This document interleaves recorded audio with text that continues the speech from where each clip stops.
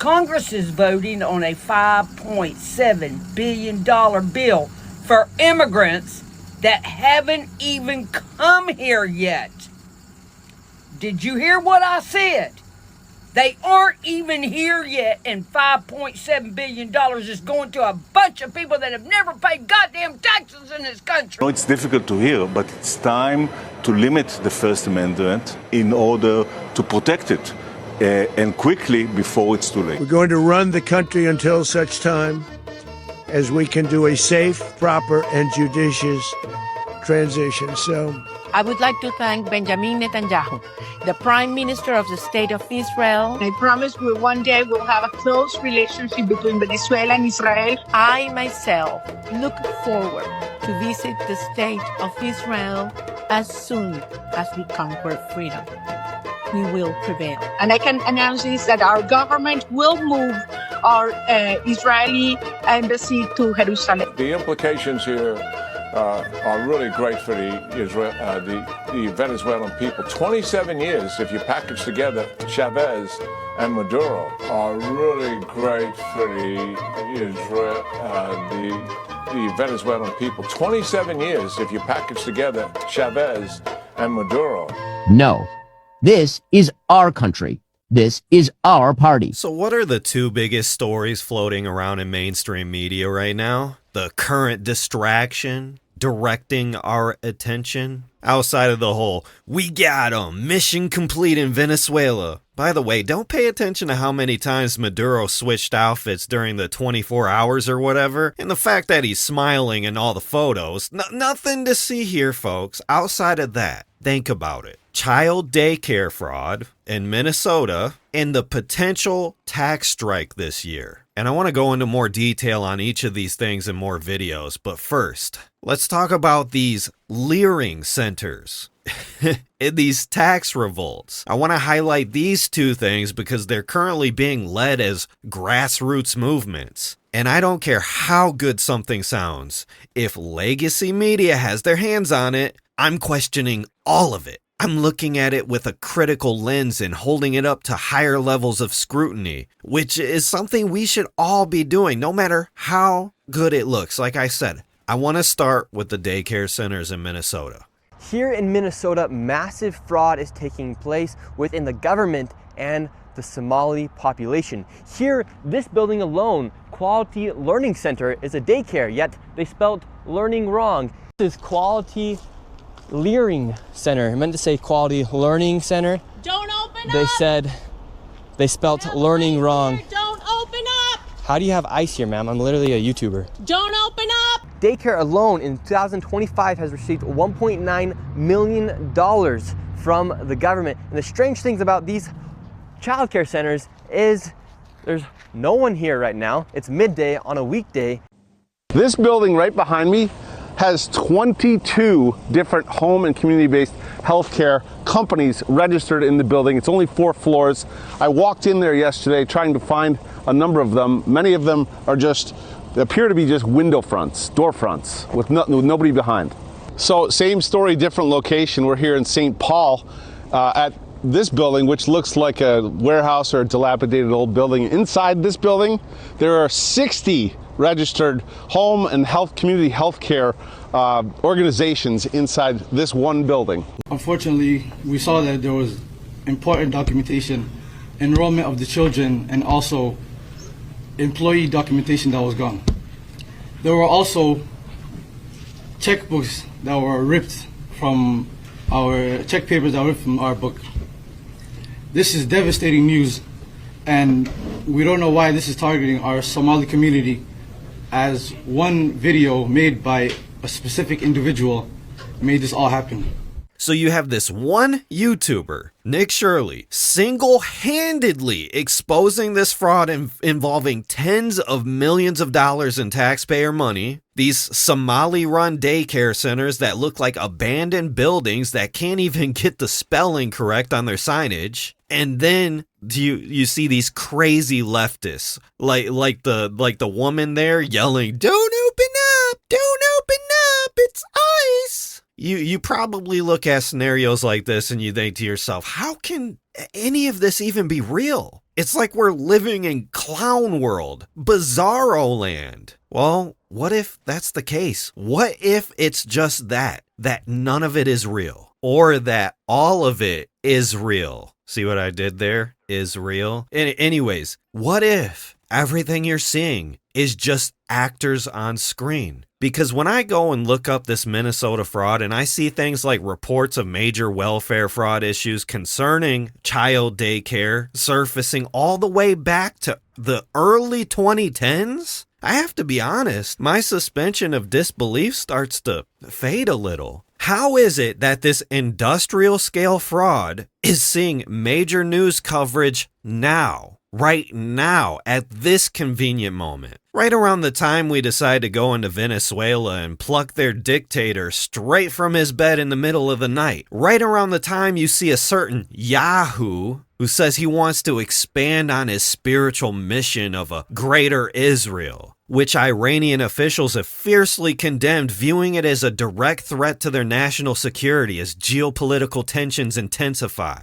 Because there seems to be this reoccurring motif whenever we should be pissed off about something. The Epstein files, the online safety stuff for children, daycare centers now. Isn't it kind of strange that these events always seem to be centered around our children, playing on our emotions? I just feel like having a reason to be really pissed off at Muslims right now is just all too convenient. Now everybody's questioning these daycare centers, and what happens next is these usual suspects, these lobotomite leftists, virtue signaling, missing documentation, kids finally showing up to these daycare centers now, and Craigslist ads trying to hire child actors. It's so insane you can't even make this stuff up. But even I'll admit, when I seen this for the first time, I was pissed off too. I even made a video expressing how pissed off I was. It involved lots of cursing. But it wasn't until I stood back, just reevaluated the situation, and had some time to reflect. All of this just seems way too strange. What if this is just one big false flag? Because like I said,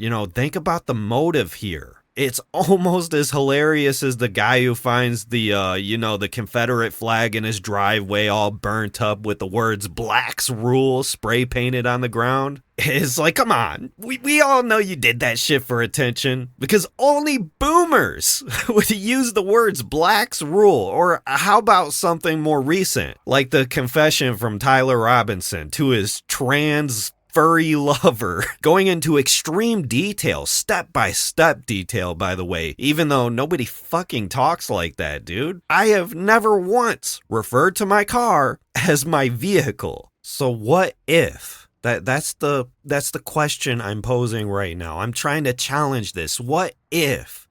Take back our country. Can you imagine? They stole $18 billion. That's just what we're learning about.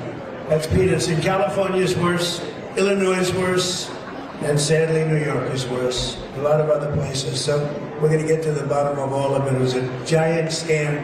Other than that, we're going to have a great new year. Actually, I view that as a reason for a good year, because we're going to get to the bottom of it. We're going to get that money back. It's all coming back. Oh yeah, we're going to get to the bottom of this. It's just one huge scam. We're going to have a great year. I'm surprised he didn't use the words Democrat hoax. You got people up in arms about the Minnesota fraud, wanting to see justice, and then out of nowhere, this props up. And for some reason, it doesn't seem to be getting a lot of media coverage. I wonder why. You know what's not a big story in America right now? The funding bill that's currently being pushed through the Senate that has over 400 pages in it. The thing that stood out to me was that the Senate is asking for $5.6 billion with a B for migrants. We can barely afford food. We can barely afford to keep a roof over our heads. Just in general, we can barely keep up with anything. And then we're finding stuff like this? Just a silly little shower thought here. A little bit of a schizo take. But what if all of this was by design? What if the system wasn't broken, but actually working as intended? What if our government hasn't failed us, but has actually succeeded? Because the goal the whole time was to fail us. The biggest question in America right now is, why do we even pay our taxes? Why do we pay taxes when our government won't notice millions, perhaps billions of dollars being fraudulently siphoned through businesses that in broad daylight are clearly not legitimate businesses? And yet, if I don't pay my little tax bill, the IRS is going to be on my tail. And at the same time, you've got the Pentagon failing its 8th audit.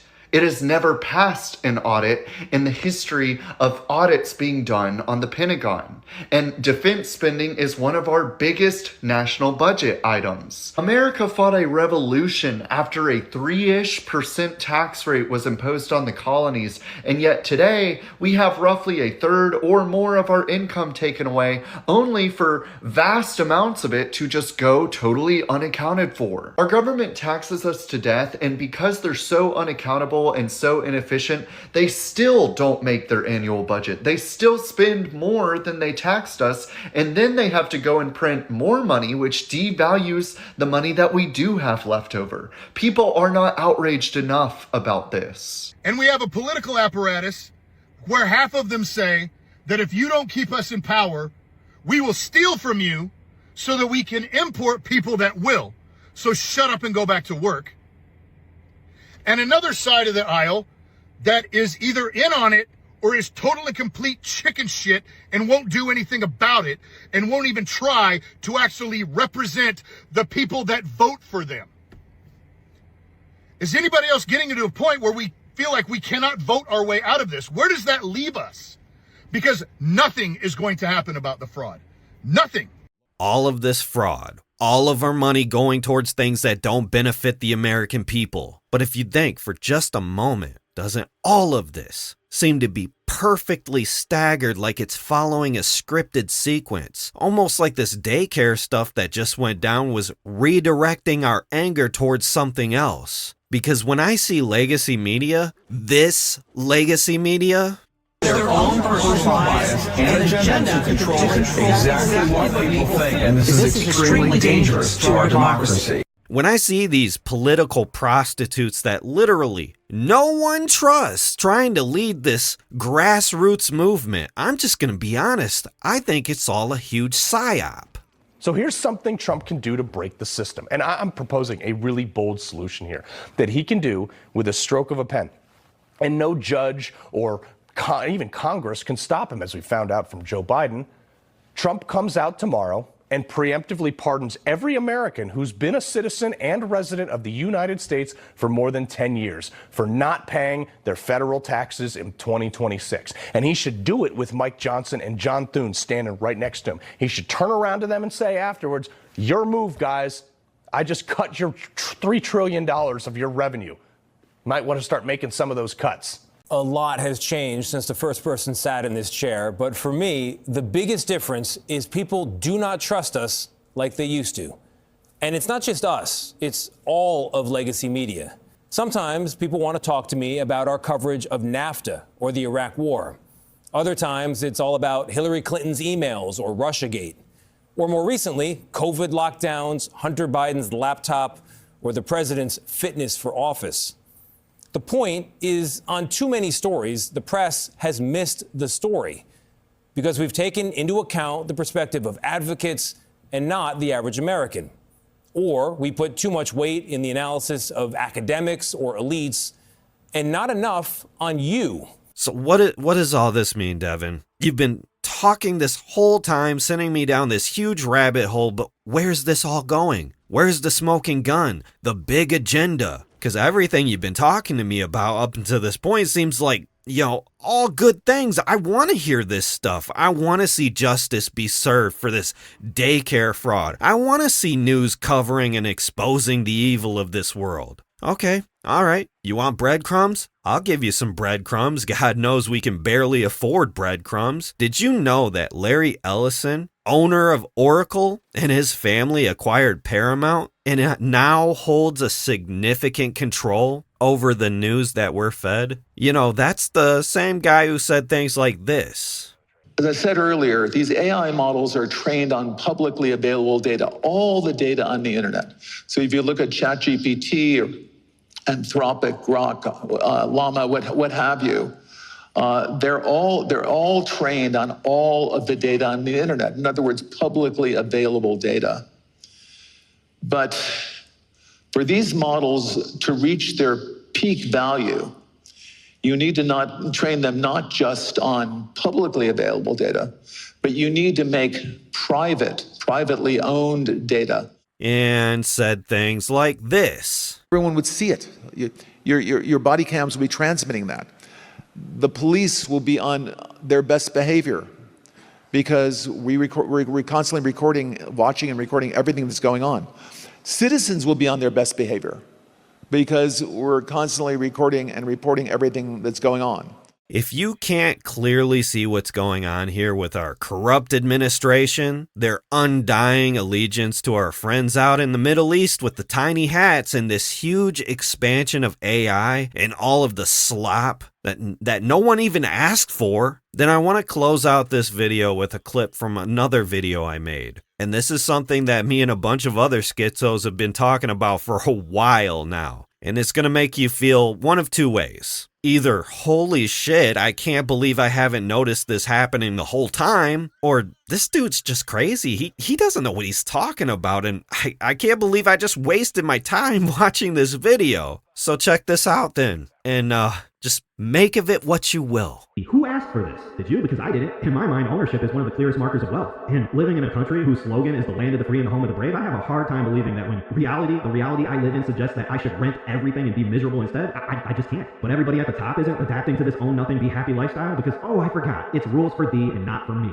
But we'll soon realize that the system isn't actually broken, it's working as intended. They want you to see the hypocrisy. They want you to see the corruption, so that you're up in arms and screaming for a solution. And this right here is what I think their solution is.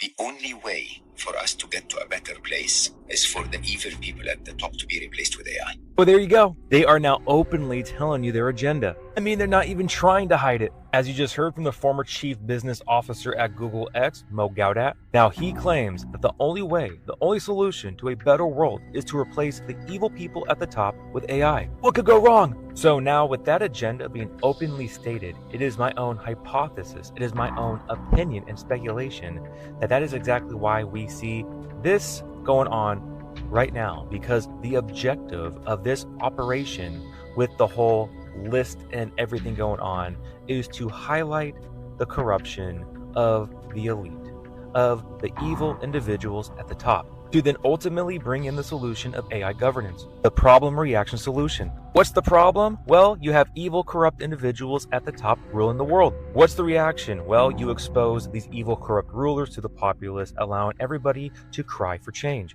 And then from there, you bring in the solution, AI governance. The writing is very clearly on the wall, because again, the problem is being exposed blatantly and very purposefully. As we can see right here with Jeffrey's connections, these are the billionaires and top officials he's been tied to. So now while the problem is being brought to the forefront for everybody to see by design, the solution is coming right behind, waiting for the outcry, waiting for individuals to want the solution. And the solution is already being implemented slowly but surely, as we can see right here with AI governance being slowly implemented with things like this, AI.gov, or with things like the Genesis mission, where it is a national mission to accelerate science through artificial intelligence. Or as I'm sure you know by now, the whole Stargate project, which was backed by Mr. Golden Dawn. And not to mention how just recently we saw XAI striking a deal with the Pentagon, Department of War, to deploy Grok models for military and civilian use. Again, as we can see right here from Christmas Eve, US military adds Mr. Chip to the frontal lobe's controversial Grok bot to its AI arsenal.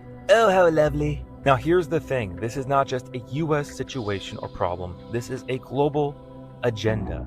Everybody is walking in lockstep, just like in 2020 with the boogeyman. But as I'm going to show you right here, it is country after country after country wanting to implement AI governance and then ultimately AI global governance. But we can start right here with Abu Dhabi, set to become the world's first fully AI-powered government by 2027, while we also have Saudi Arabia emerging as regional leader in government AI. As we can see with the Middle East big bet on artificial intelligence and data security, the Kingdom of Saudi Arabia The United Arab Emirates and the state of Qatar are making substantial outlays in technology and infrastructure as they seek to diversify their economies away from oil. Now, of course, it's not just the Middle East. We also have China's blueprint for global AI governance. There you go. A path towards multilateralism and universal good. Oh yeah, universal good. Yeah, okay. And of course, as we can see, AI governance in Japan, global leadership through responsible innovation. As we can see, AI governance is growing in Asia Pacific, key developments and takeaways for multinational companies. And now it's not just Asia or the Middle East. We also have Ukraine and Estonia are embracing government by AI. While of course we can't forget about Russia, how Russia contributes to building the global AI architecture. Are you noticing a pattern here? Oh, I might as well add Europe into the mix right here with the European Commission shaping the next frontier of AI governance in finance. Global AI governance on agenda as Lisbon Forum. Representatives from countries on 3 continents and international organizations join Council of Europe. Latin America and the Caribbean caught in the middle on AI governance. Africa at the table, the urgent call for scalable African-centric AI governance. Are you picking up what they are laying down? They are not even trying to hide their agenda. They are making it very open and blatant. AI governance, global AI governance, lockstep, just like in 2020 where every country went lockstep with what happened during that time, as you guys all know. So, with that all being said, it is my own hypothesis, my own speculation, that the writing is very clearly on the wall. The problem, reaction, solution. The problem is everybody's in debt. All the countries are hurting economically. We have corruption at all-time highs, and that will be exposed. And the only solution will be AI to come in and save the day.